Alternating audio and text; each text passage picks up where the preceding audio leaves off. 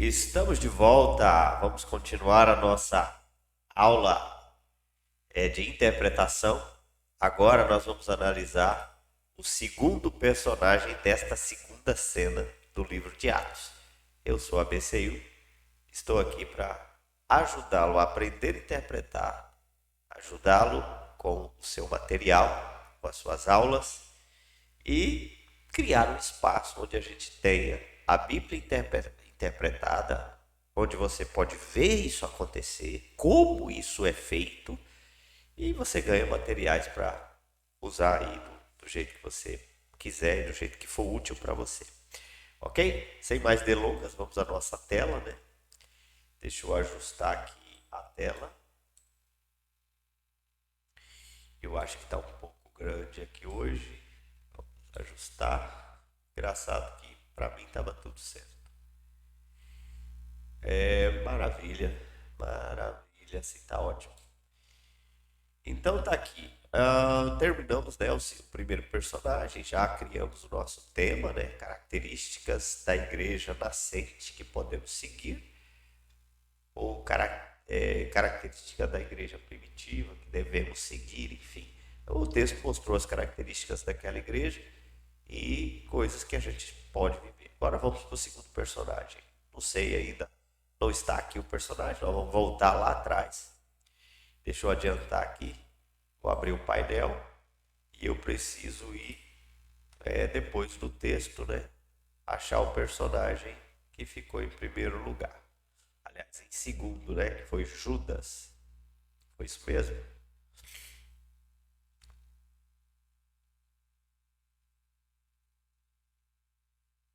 Judas ficou em segundo lugar. Então, Judas apareceu 14 vezes, a igreja 26.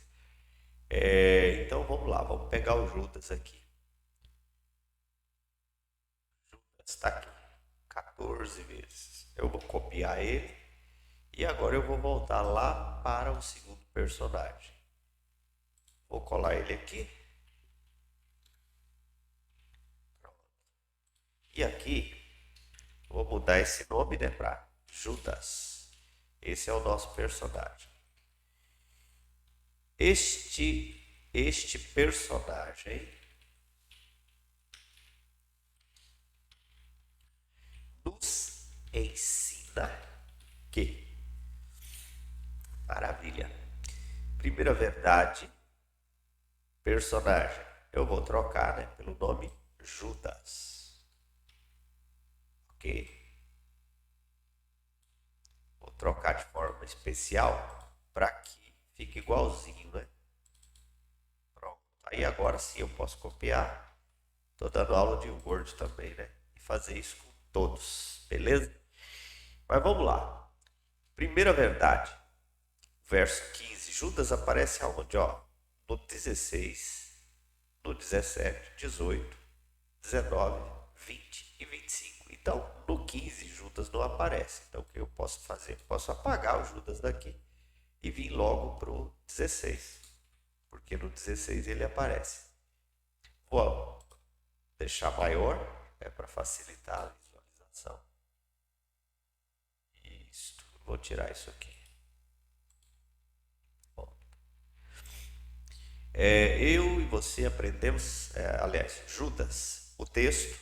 Qual é o texto? O texto é esse, mas primeiro eu vou achar Judas aqui. Convinha que se cumprisse a escritura que o Espírito Santo proferiu conforme por boca de Davi acerca de Judas. Ó, tá aqui o Judas. Eu vou escolher um formato negrito, itálico, todas maiúsculas e com sublinhado simples. Vou dar um Ctrl Shift C para copiar o formato que foi o guia. O guia foi Judas, daqueles que prenderam a Jesus. Então Judas aparece duas vezes aqui. Deixa eu abrir uma janela para mim ficar olhando o tempo todo para o personagem. Você não vai precisar ver isso. Tem uma janela aqui do lado. O Word me permite isso. Me permite ter novas janelas do mesmo arquivo. Então eu deixo ela aqui do lado e fico observando aqui só o personagem. Para quê? Para saber onde ele está aparecendo, né? Então ele apareceu 2 vezes no 16 e uma no 17 e várias no 18, pelo menos 5 vezes no 18. Então vamos lá. Agora eu copio o texto. Aliás, primeiro tem uma vírgula que eu vou ver. Prenderam a Jesus porque ele era contado entre nós e teve parte nesse ministério. Eu posso deixar só aqui, a vírgula não está. Não está me impedindo ou não está me obrigando a jogar lá para baixo. Vou trazer ele para cá, vou mudar esse formato, porque eu gosto de deixar a Bíblia com um formato diferente. O texto que é Bíblia eu deixo num formato diferente. Então, Judas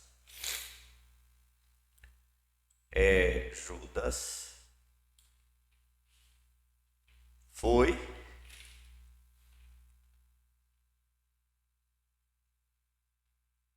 para que se cumprisse a escritura que o Espírito. Judas foi citado na escritura dada pelo Espírito Santo e proferida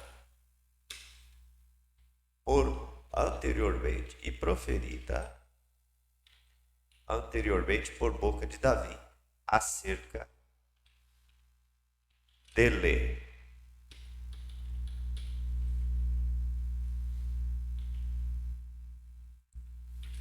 Acerca dele, que foi o guia daqueles que prenderam a Jesus. Beleza, terminamos. Vamos ver o que isso vai nos ensinar, né? Vai para cá. Eu mudei aqui, mas eu preciso estar sempre fazendo isso. Vou deixar. Pronto. Eu e você aprendemos que Judas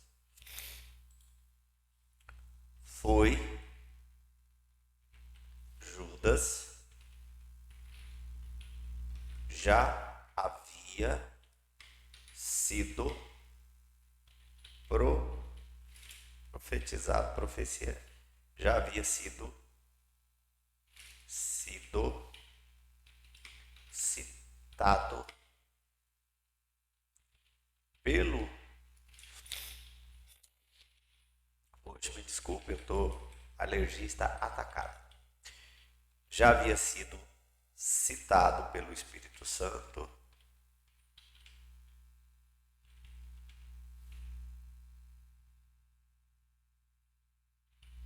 em profecia por meio de Davi. Aqui eu não preciso mais. Que disse que ele seria o guia daqueles que prenderiam a Jesus. Isto nos ensina que o que Judas fez já estava nos planos de Deus.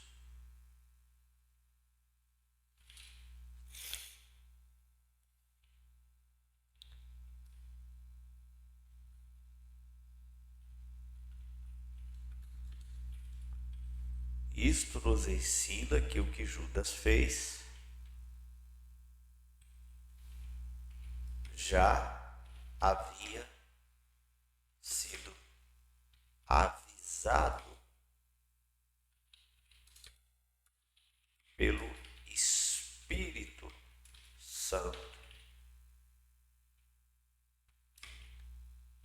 Eles é que não atentaram enquanto fatos ocorriam.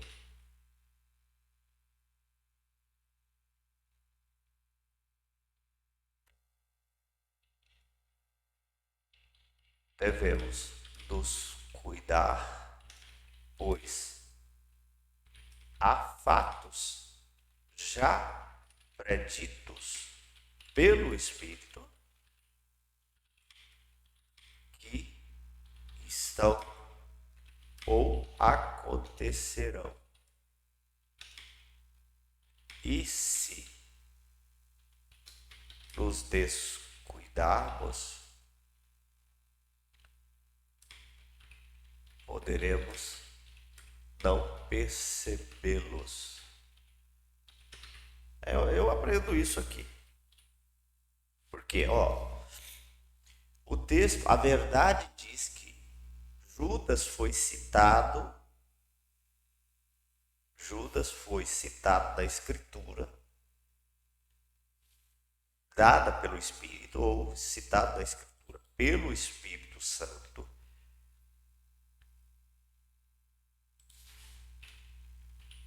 que proferiu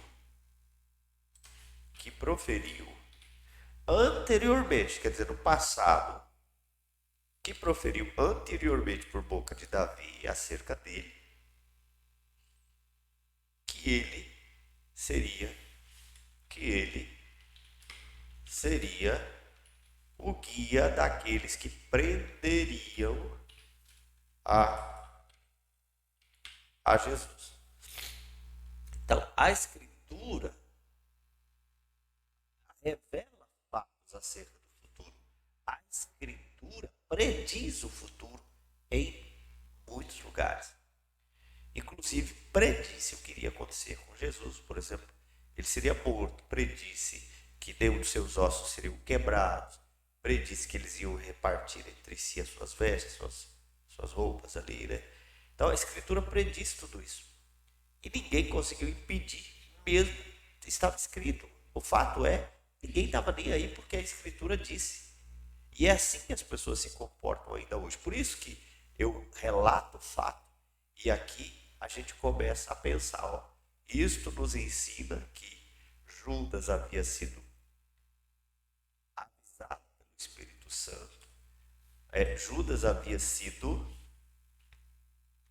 Isto nos ensina que Judas já havia sido avisado pelo Espírito Santo. Que Judas já havia sido anunciado, não avisado. Judas já havia sido anunciado pelo Espírito Santo através da Bíblia. Mas que eles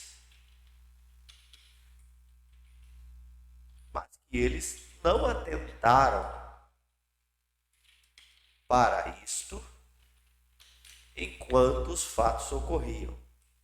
Então, devemos nos cuidar, pois há fatos já preditos pelo Espírito na Bíblia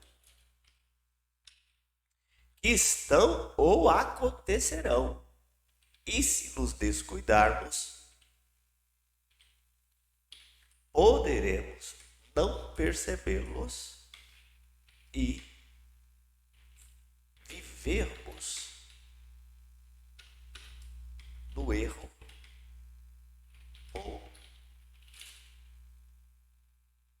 Então aí eu já vou afunilar muito, eu vou deixar só aqui. Poderemos não percebê-lo, já é um risco considerável. E aí a gente pode pensar em muitas coisas aqui. Então, já que ficou assim, eu posso fazer o seguinte. Eu e você aprendemos que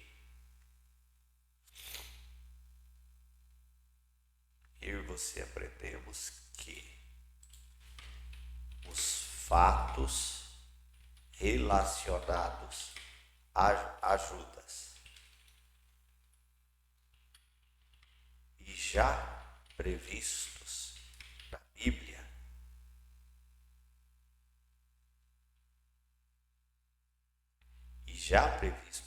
Bíblia aí agora eu vou apagar isso aqui. Isso aqui é construção, pessoal. Você pode fazer, refazer, até deixar de um jeito legal. E já previsto na Bíblia, nos ensinam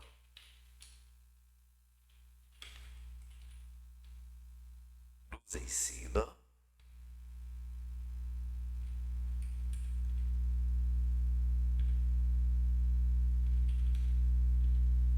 nos ensinam que assim como eles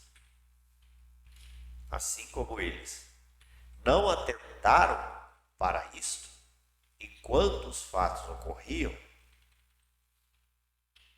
nós também podemos correr este risco. Então devemos nos cuidar, pois há fatos já aprendidos pelo Espírito na Bíblia que estão ou ainda acontecerão. E se nos descuidarmos, poderemos não percebê-los. Então, a Bíblia nos alerta sobre o futuro, a Bíblia nos fala sobre o futuro, e nós precisamos ficar atentos, porque se a gente não ficar atento, a gente vai tocando a vida, igual Jesus disse isso claramente. Jesus falou assim, nos dias lá do dilúvio, comiam, bebiam, casavam-se, davam-se em casamento, ninguém estava nem aí, até o dia que Noé entrou na arca. Então, quando anteceder a volta de Cristo, as pessoas vão estar vivendo do mesmo jeito. E nós, cristãos que temos a Bíblia, não podemos viver do mesmo jeito, porque a salvação ela está em risco quando eu me esqueço da palavra, quando eu me esqueço das Escrituras e simplesmente vivo a vida como se elas não interferissem em nada, como se eu não dependesse nada delas. Então, eu preciso ficar sempre atento, porque as Escrituras, elas dão passo a passo de como as coisas serão até a volta de Cristo.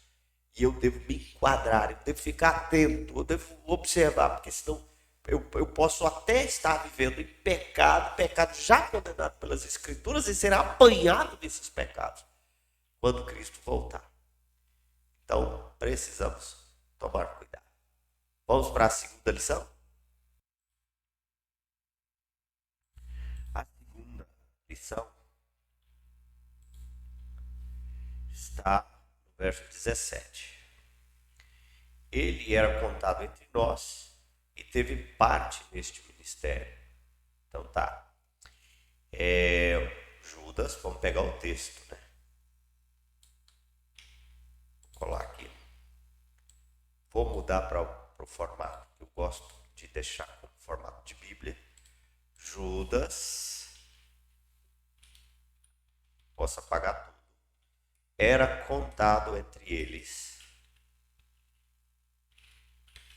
e teve parte naquele ministério. Pronto, verso 17. Agora vamos trazer para cá. Vou mudar isso aqui. Tem que diminuir um pouco aqui, né? Isso. Eu e você aprendemos que Judas andou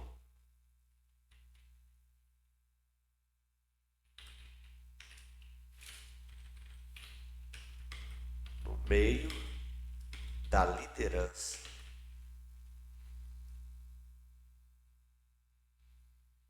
mais próxima de Jesus, fazendo ele mesmo parte dos seus ministros.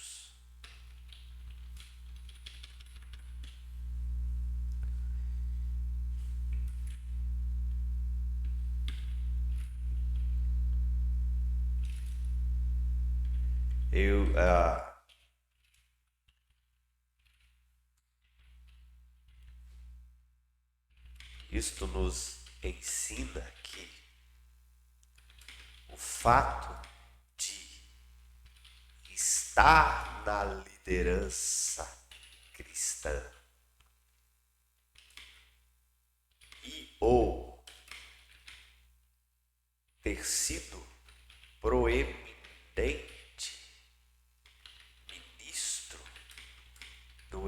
evangelho não implica em que alguém seja salvo, ou seja, de fato, um verdadeiro servo de Deus. Pode haver pessoas, vamos ver se é melhor, eu e você aprendemos que Judas nos ensina, e você aprendemos que Judas nos revela que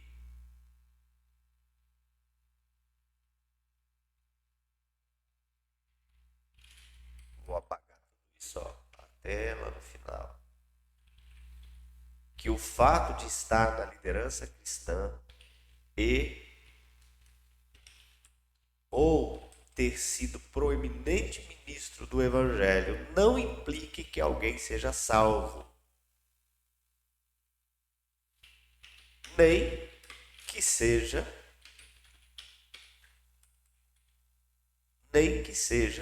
de fato um verdadeiro servo de Deus.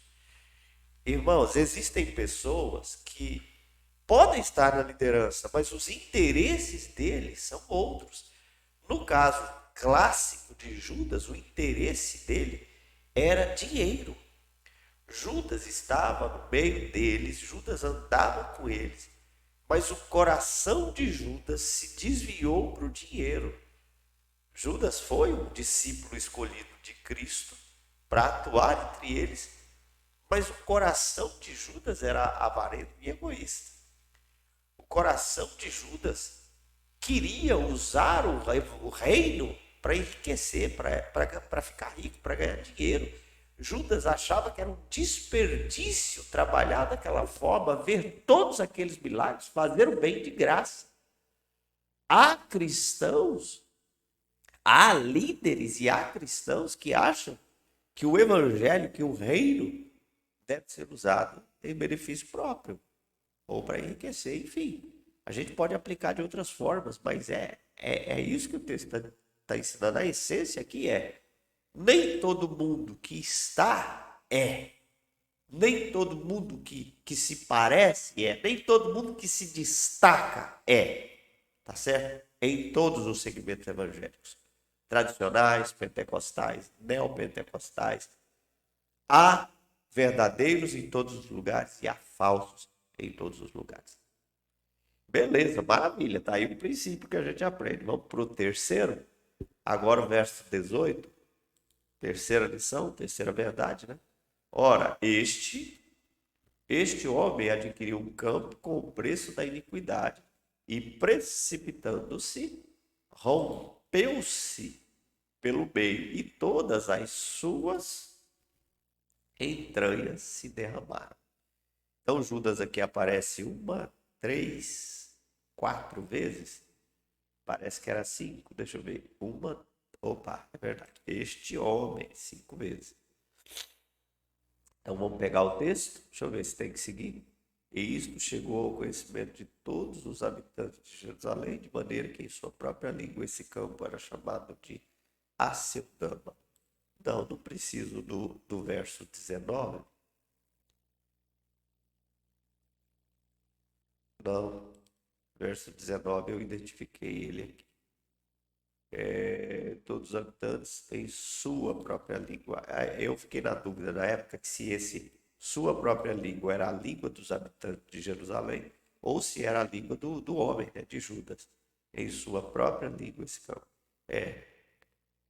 Eu identifiquei o sua como sendo Judas. Poderia o sua ser uma referência aos habitantes de Jerusalém, mas vou deixar como sendo de Judas aqui. Neste caso,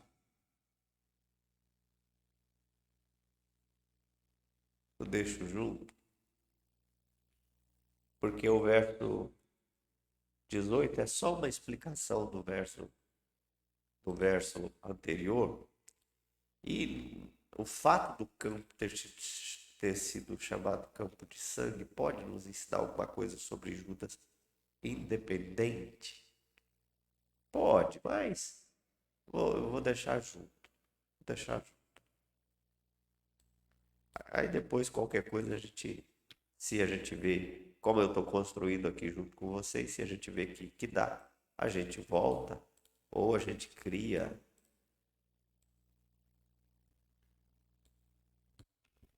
Ou a gente cria lições lá a gente cria lições lá nos resumos das lições, né? Ora, este homem, Judas, não vou precisar desse. Judas adquiriu um campo com o preço da iniquidade.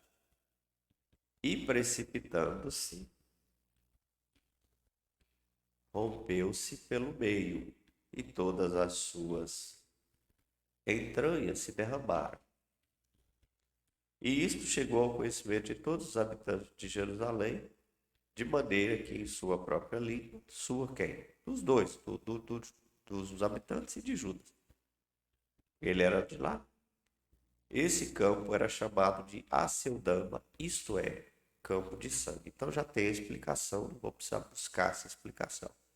Judas adquiriu. Bom, beleza. Vamos copiar e vamos trazer para cá. E vamos ver o que a gente aprende aqui.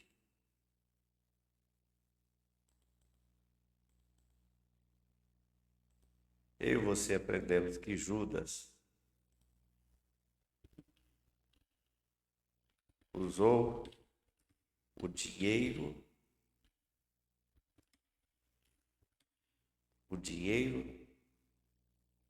da sua corrupção para comprar um pedaço de terra. Judas estava pensando no futuro, estava pensando. Posso apagar isso aqui? No qual ele se matou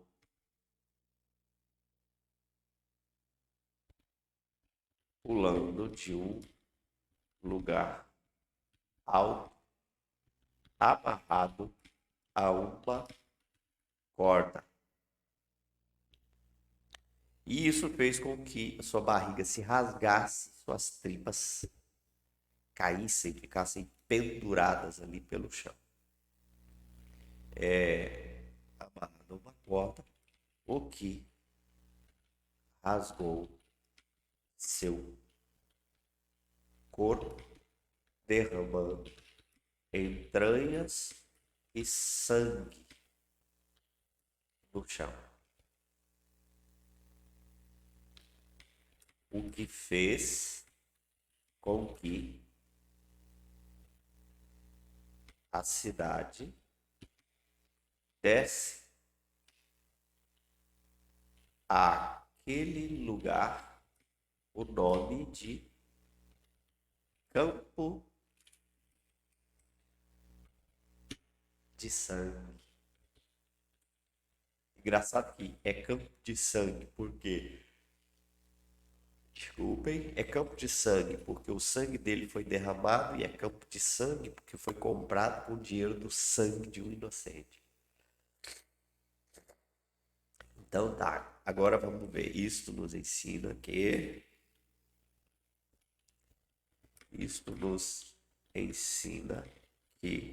o dinheiro da corrupção no Evangelho é dinheiro de sangue. O sangue daqueles que morrem na corrupção, o sangue de Cristo que é derramado em vão,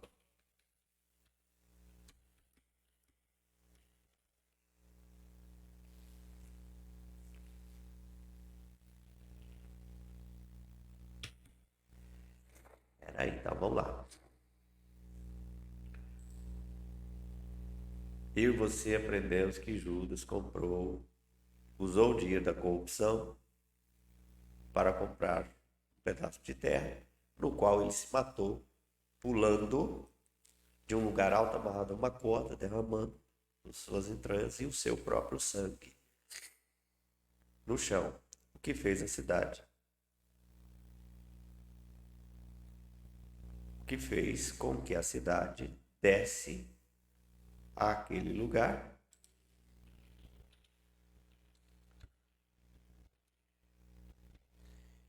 o nome de Campo de Sangue. Isto nos ensina que o dinheiro da corrupção do evangelho é dinheiro de sangue. Ponto e vírgula. O sangue daqueles que morrem na corrupção, enganados pelo corrupto, o sangue de Cristo que é derramado em vão. Vou deixar só assim. E o sangue de Cristo que é derramado em vão.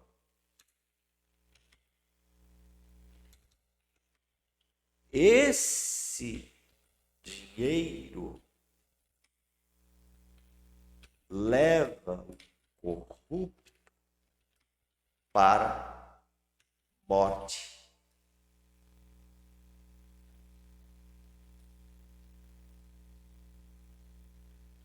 Esse dinheiro leva o corrupto para a morte.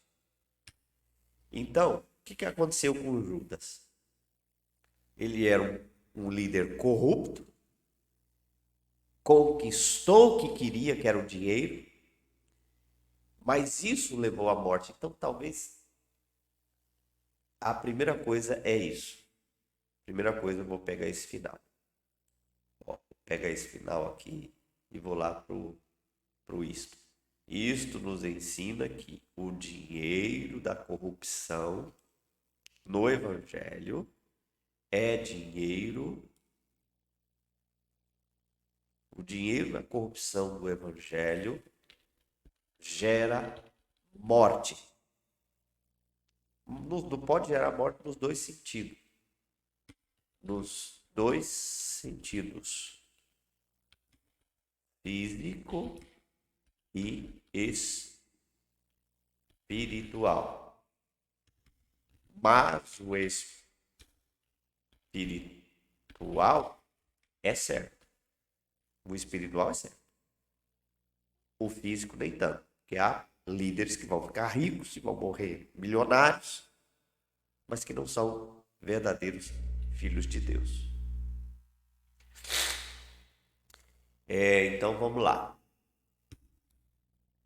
Aí agora eu levo o corrupto para a morte.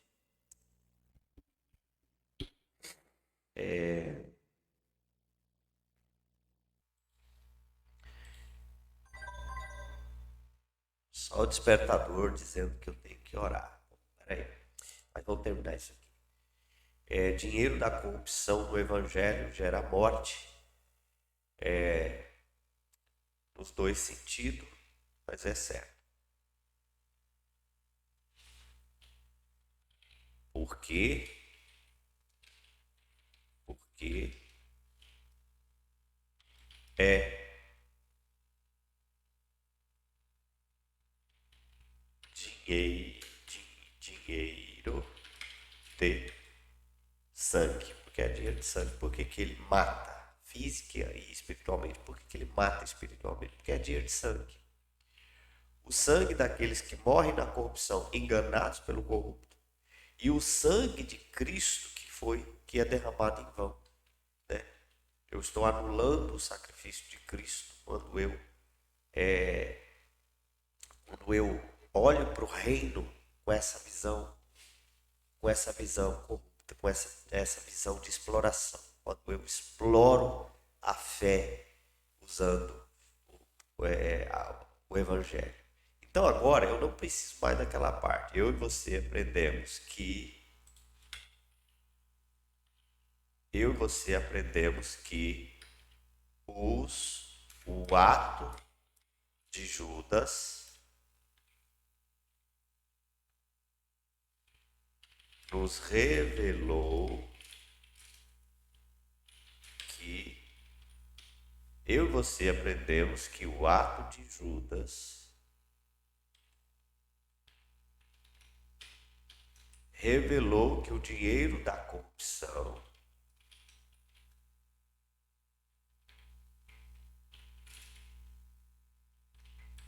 vou lá para baixo para ver se já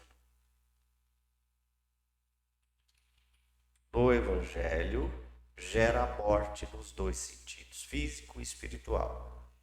Mas o espiritual é certo, porque o dinheiro de sangue,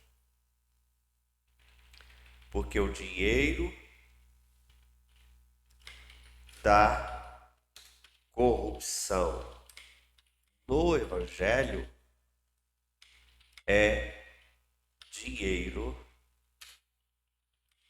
de sangue. Evangelho é dinheiro de sangue. O sangue daqueles que morrem na corrupção, enganados pelo corrupto, e o sangue de Cristo que é derramado em vão pelo corrupto. Pronto, então é isso que a gente aprende aqui. Eu não tenho que ficar preocupado com quem está no Evangelho atrás de dinheiro. Por quê? Porque ele já traz sobre ele mesmo as consequências, né? O dinheiro, usar a fé atrás do dinheiro, isso gera morte para ele, morte física e espiritual. No caso de Judas, gerou as duas mortes, física, Judas se matou, e a morte espiritual, Judas foi condenado. Então, quem está atrás de dinheiro no Evangelho, quem está atrás de enriquecer no Evangelho, quem usa o bem e cobra, já está condenado, porque ele está morrendo física e espiritualmente. Por que isso acontece? Porque é um dinheiro de sangue, é um dinheiro maldito, né? É um dinheiro que custa o sangue de quem é enganado, custa o sangue de Cristo que foi derramado em vão por essa pessoa e por as pessoas que ele está enganando. A minha alergia hoje está bem atacada. Desculpem. Vamos lá, mas eu tenho que dar essa aula, tenho que seguir, né? Eu gosto, eu quero seguir. Vamos então para a quarta lição aqui, né? Quarta lição, que está no verso 20. Deixa eu ver aqui. 18, 19, 20. 20 aparece duas vezes. Porque está escrito no livro dos Salmos: fique deserta a sua morada e não haja quem nela. A sua, tá aqui, ó, Judas. E não haja quem nela habite, e tome outro o seu lugar. Então Judas está aqui. Vamos pegar o texto. Vamos trazer para cá. Vamos deixar a Bíblia. Judas foi antevisto no livro dos Salmos. Eu queria fazer um exercício ali atrás, da gente procurar onde que estava escrito, né? No livro dos Salmos. Está no livro dos Salmos, né? Davi falou sobre ele nos Salmos. Foi antevisto no livro dos Salmos, onde está escrito: fique deserta a sua casa. A casa de quem? Ninguém mais morou na casa de Judas. A casa que ele comprou com dinheiro. E não haja quem nela habite. E tome outro o seu lugar. Tome outro o seu lugar. Então, a profecia sobre Judas é essa: que ele ia se matar, a sua casa nunca mais seria habitada, deve ter criado ali um estigma em cima daquele campo, daquela terra, e que outro deveria tomar o lugar dele lá entre os apóstolos, né?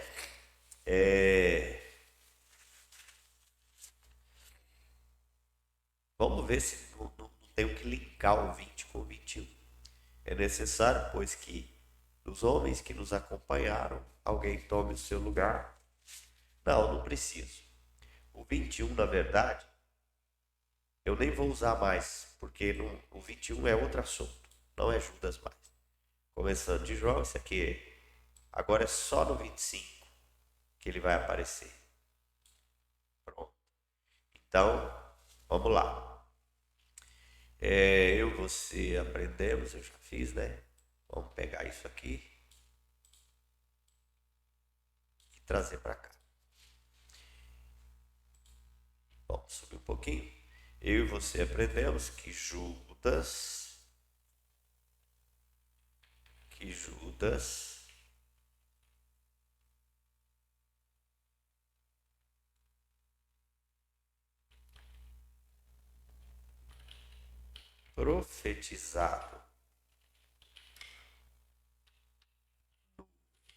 profetizado no livro dos Salmos,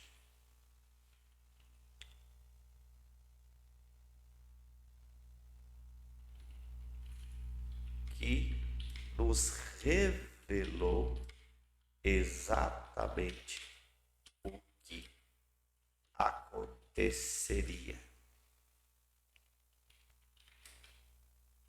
Sua casa ficaria inabitada e outro assumiria o seu lugar. Isto nos ensina que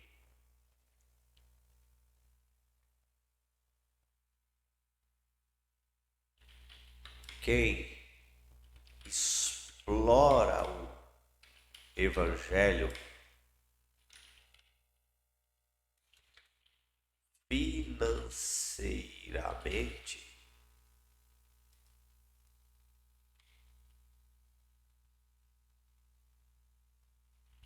irá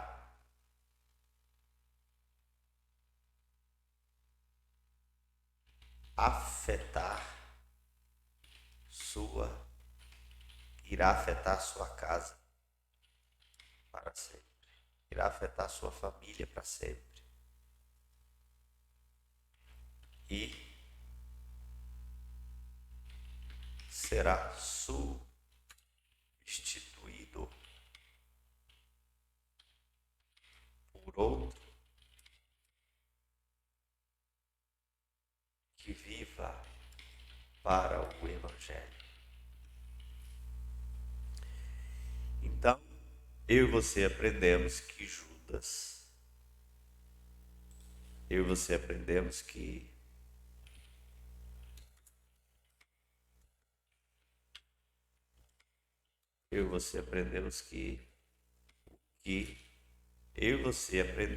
o que Judas fez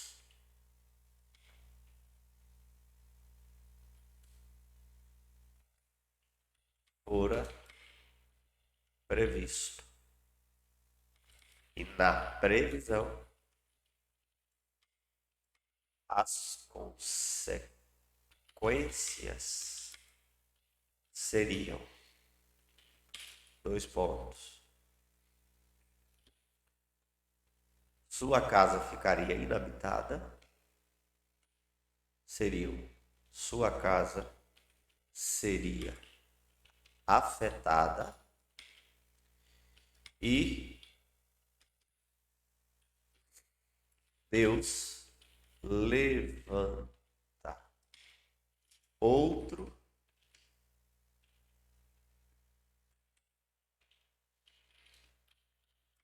no lugar daquele que se corrompeu para que este viva do Evangelho, ou viva o Evangelho. Aí sim, eu vou fazendo e vou melhorando. Então não importa se eu escrevi mais de uma vez, não. Eu e você aprendemos que o que Judas fez fora previsto e na previsão, as consequências são. Eu e você aprendemos que o que Judas fez fora previsto e na previsão há consequências para quem faz do evangelho uma fonte de corrupção.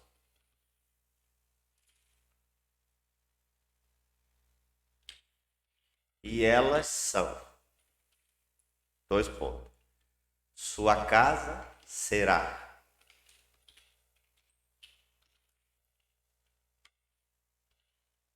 drasticamente afetada e Deus levantará outro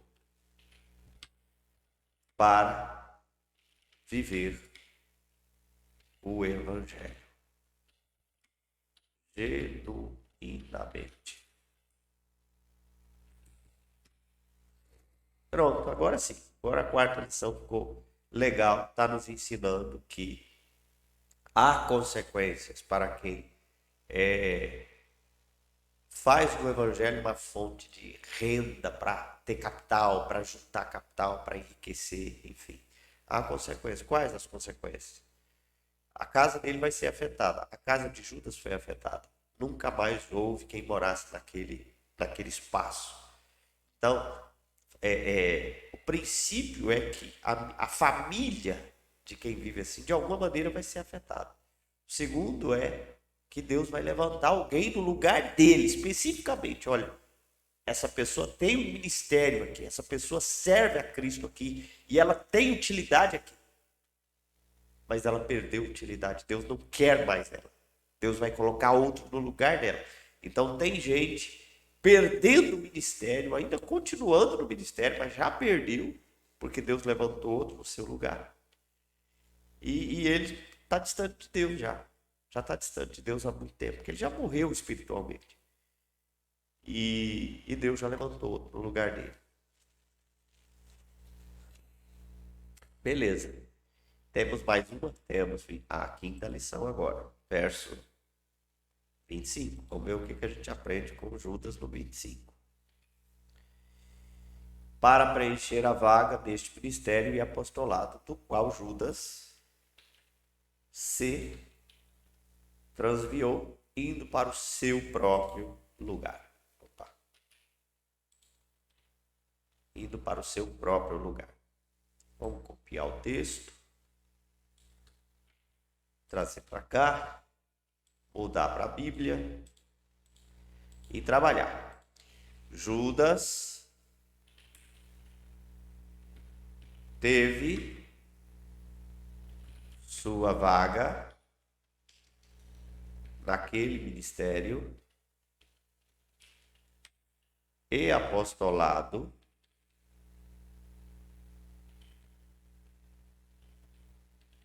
do qual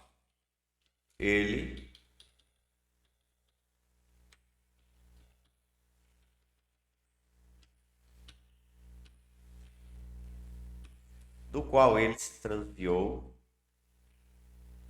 teve sua vaga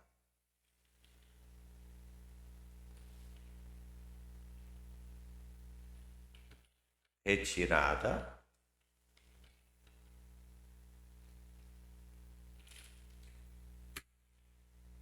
naquele ministério e apostolado do qual ele se transviou, indo para o seu próprio lugar. Vamos trazer para cá, vamos deixar tudo igual e vamos ver. Esse texto nos ensina que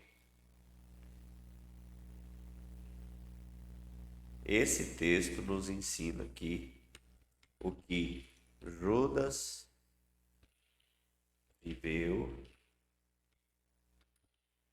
nos mostra que há pessoas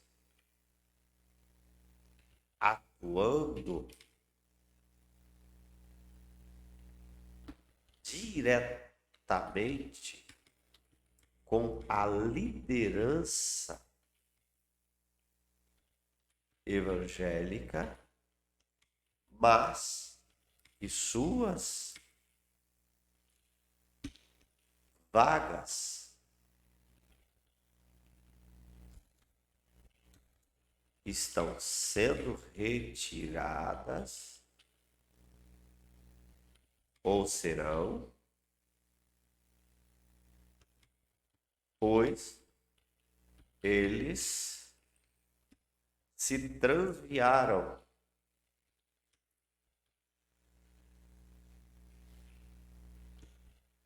correndo atrás de interesses financeiros e indo para o seu próprio lugar. Eu poderia até acrescentar aqui o inferno, mas eu não vou deixar assim mesmo. Então, eu e você aprendemos que o que Judas viveu nos mostra que há pessoas atuando diretamente com a liderança evangélica, mas que suas vagas estão sendo retiradas ou serão, pois eles se transviaram correndo atrás dos seus interesses financeiros e indo para o seu próprio lugar, ou seja, eles estão vivendo a vida que eles querem viver. Eles não estão vivendo o reino, o evangelho. Indo para o seu próprio lugar pode significar as duas coisas. Eles estão seguindo o seu próprio caminho, né? Estão ali no meio do reino, pregando, são líderes natos, são líderes fortes, mas eles não estão vivendo o caminho do reino, eles estão vivendo o evangelho, estão vivendo o seu próprio caminho, estão fazendo o seu próprio caminho, caminhando pelo seu próprio caminho. Ou a gente pode aprender também que eles estão indo para o seu próprio lugar, ou seja, onde é que o lugar de Judas, onde é hoje? O inferno, para onde esse pessoal está indo? Para lá também. Terminamos aí a quinta lição e a última, porque é o verso 25 já, né? Já acabamos. No 26, o Judas não aparece, tem nada a ver com ele, a gente não precisa fazer. Então nós terminamos. O verso 25 é a última aparição de Judas, terminamos aqui as lições. O que nós vamos fazer agora? A conclusão. Essa aula já deu 53 minutos, então eu paro aqui e a conclusão, vamos seguir. A conclusão, creio que não vai ser muito longa, vamos seguir. Essa aula vai dar um pouquinho mais longa, mas nós vamos seguir. Como é que a gente faz a conclusão? Eu vou voltar aqui no início de Judas e vou pegar aqui também vou limpar isso aqui. E agora a gente copia todas as lições. Né? Eu falo isso em toda aula, então você já sabe. Copia as lições para fazer a conclusão, achar o tema. Você copia as lições. Copiando as lições. E a última, Ctrl C, copiei. Conclusão. Agora eu posso fechar isso aqui. A gente cola tudo aqui, ó. Vou aqui no Word colar tudo. Pronto. Já colou tudo. Vou vir aqui. Vou deixar normal. Sim. Beleza. Eu uso esse formatinho aqui só para mim pegar. Pronto.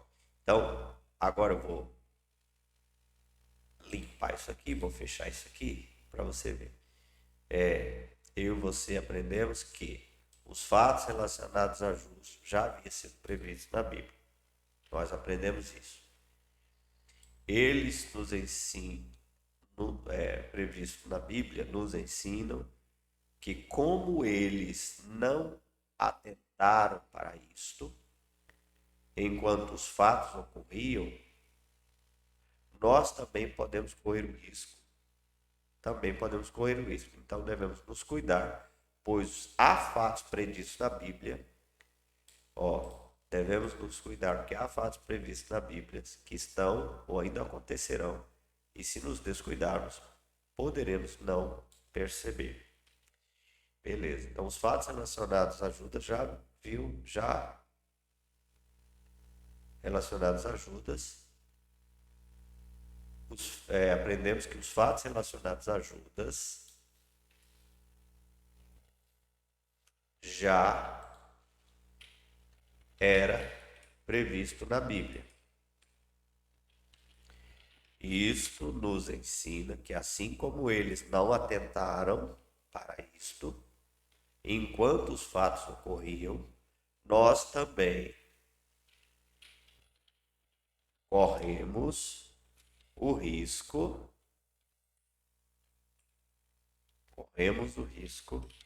de não perceber o que a Bíblia já predisse.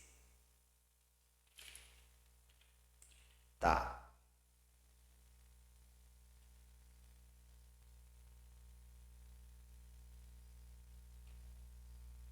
Eu acho que posso deixar só até aqui. E se eu fiz uma mudança drástica, eu devo ir lá e corrigir o número 1. Você viu que ficou melhor? Essa metodologia é assim, a gente vai fazendo, vai melhorando, vai fazendo, vai melhorando. Isso é construir um sermão, é assim que a gente constrói um bom estudo. Com um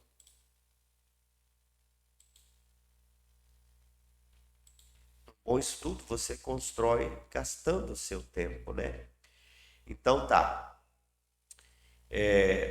Isto nos ensina que assim como eles, os fatos, isto nos ensina que assim como eles não atentaram para isto enquanto os fatos ocorriam, nós corremos o risco de não perceber o que a Bíblia já predisse. Pronto, essa é a lição. Ó, os fatos relacionados a Judas já era previsto na Bíblia. Isso nos ensina que nós corremos o risco de não atentar porque a Bíblia já predisse, certo? Beleza. Só que eu corrigi um probleminha lá no 1, que eu corrigi aqui. Aqui, ó, previsto na Bíblia. Isto nos ensina. Pronto. Se você não corrige, vai para o e-book errado. Então já vamos fazer. Eu e você aprendemos que Judas nos revela que o fato de estar na liderança cristã, Judas nos revela que o fato de estar na liderança ou ter sido proeminente ministro do Evangelho não implica que alguém seja salvo e nem que seja de fato um verdadeiro servo de Deus.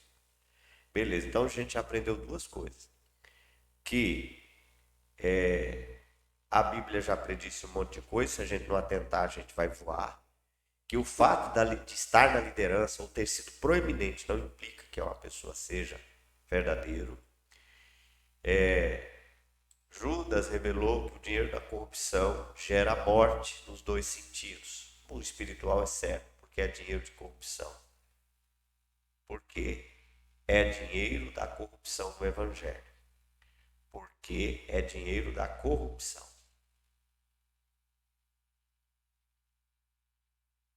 Porque é dinheiro da corrupção. E dinheiro da corrupção no Evangelho é dinheiro de sangue. Pronto. Eu e você aprendemos que Judas revelou que o dinheiro da corrupção no Evangelho gera morte. Eu poderia até apagar isso, gera a morte. Aí eu falo sobre. Não, aqui eu não quero isso aí. Vou deixar. Tá longo, mas eu vou deixar. Gera morte nos dois sentidos, porque a corrupção, porque o dinheiro da corrupção no Evangelho é dinheiro de sangue. Isso. Pronto. Então, em segundo lugar, a gente aprendeu que ser líder não significa nada, a gente aprendeu que o dinheiro dessa corrupção gera morte e também que há consequências para quem faz do evangelho uma fonte de corrupção. E aí tem duas, né? E aí, por último, a gente mostra que quem atuou na liderança, foi proeminente na liderança, mas se corrompeu, afetará a sua casa e será substituído. Não é aqui, né? E será substituído porque se transviar e vai para o seu próprio lugar.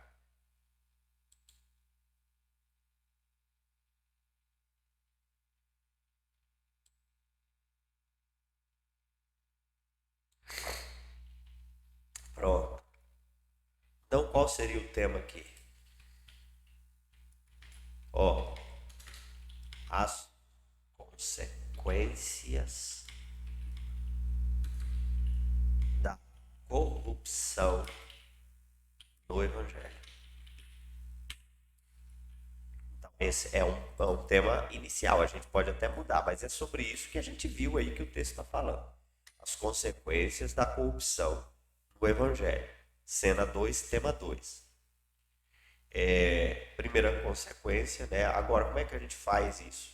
Vou copiar tudo, pegar tudo que eu já vi aqui na conclusão, Ctrl C, copiar e vou trazer aqui para baixo, ó. O resumo das lições. Agora eu vou fazer o resumo das lições. O que é o resumo das lições? As lições elas estão grandes. É difícil trabalhar com essas lições grandes. Por exemplo, transmitir essas lições grandes desse jeito é muito difícil. Isso aqui, as noras, não é nada, é só para mim pegar aquele iniciozinho ali. Então vamos resumir as lições. Eu e você aprendemos que, os fatos já eram previstos na Bíblia. Eu e você aprendemos que, eu vou apagar tudo isso, né? Primeiro,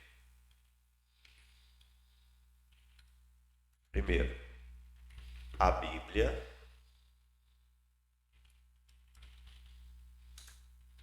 prevê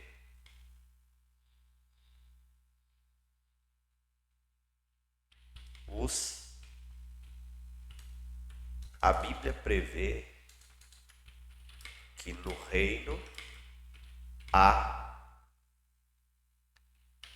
interesseiros.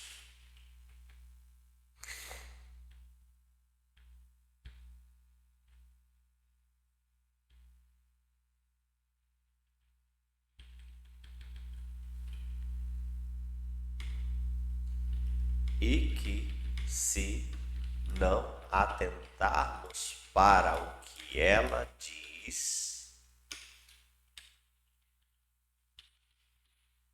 corremos o risco de não perceber.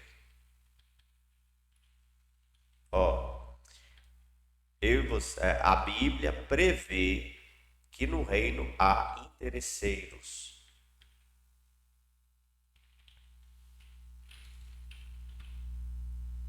Então, devemos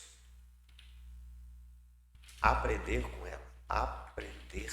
com ela, para não sermos ou vivermos enganados. Aí, quase que nem ficou uma... Tá falando deles, né? Então vamos lá. Os interesseiros do reino foram previstos na Bíblia. Beleza. Então devemos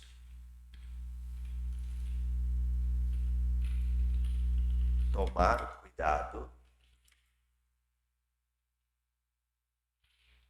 para não sermos, vou deixar só assim, porque a ideia é resumir, né? Enganados, para não sermos enganados. interesseiros. Os interesseiros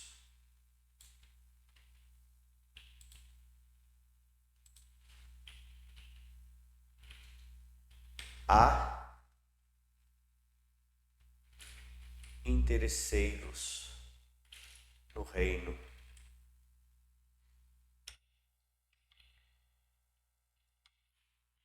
A Bíblia os prevê. Então, devemos tomar um cuidado para não sermos enganados. Há interesseiros no reino. Pronto. Beleza, terminamos a primeira lição, vamos para a segunda. Nos revela o fato de estar na liderança.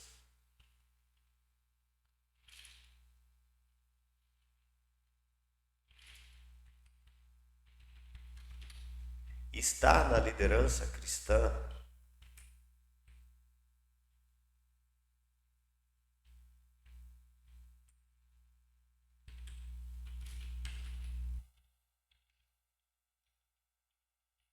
ou ser proeminente ministro do Evangelho não implica em que alguém seja salvo, nem que seja de fato verdadeiro servo de Deus. Verdadeiro servo de Deus. Esse aqui nem tem como resumir muito. Estar na liderança. Posso tirar isso aqui, ó. Ou eu posso vir aqui e tirar essa parte e colocar assim, ó. Ser proeminente ministro do Evangelho não implica em que alguém seja salvo, em que alguém seja verdadeiro ou salvo. Verdadeiro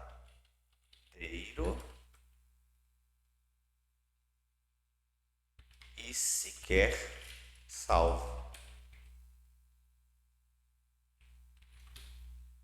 Pronto.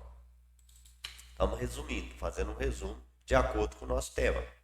Consequências da corrupção no Evangelho. Não. Aí o tema não vai dar certo. Há interesseiros. Ensino sobre a corrupção no Evangelho. Ó. E aí sim. Ensinos sobre a corrupção na liderança do Evangelho. Aí sim, agora melhorou bem. Hein? Então, qual o primeiro ensino? Há interesseiros no reino. A Bíblia os prevê. Agora, isso aqui eu posso deixar para o ensino. Agora sim, ficou melhor para eu apagar. A Bíblia os prevê.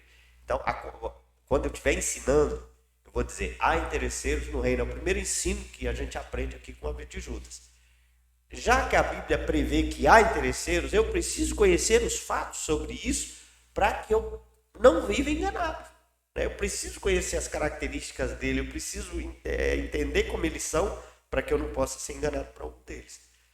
Segundo, ser proeminente ministro do Evangelho não implica em que alguém seja verdadeiro e nem que seja salvo, nem mesmo que seja salvo.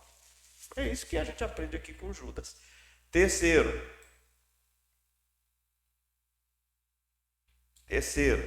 o dinheiro da corrupção no Evangelho gera morte.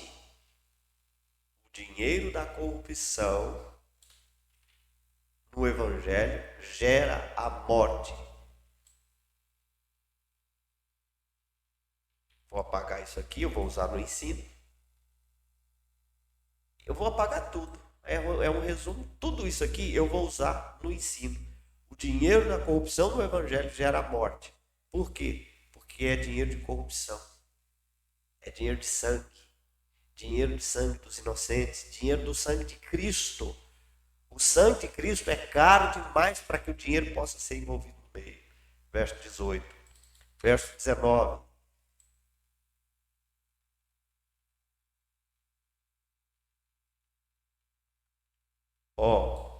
Há consequências para quem faz. Há consequências.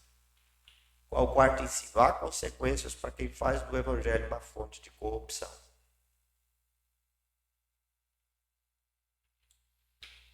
Aí eu falo sobre as duas consequências.